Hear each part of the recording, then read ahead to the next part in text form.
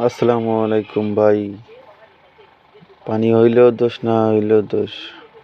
দেখতেছেন পানি ভর্তি ছিল, কিন্তু এখন যাইয়া দেখি জমিতে পানিই নাই, গাড়ি হবে না। এই যে দেখেন, যাইতেছি, অর্ধেকে পানি আছে, অর্ধেকে পানি নাই। এই যে বেড়ালা জমি, না জমি কাটবো কিভাবে? দেখতেছেন গাড়ি যায় না, আস্তে আস্তে আস্তে যাইতেছে।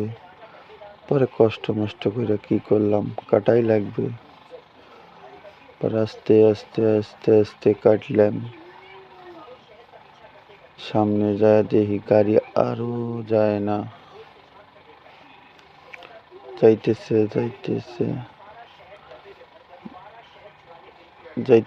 যাইতে সামনে ওই যে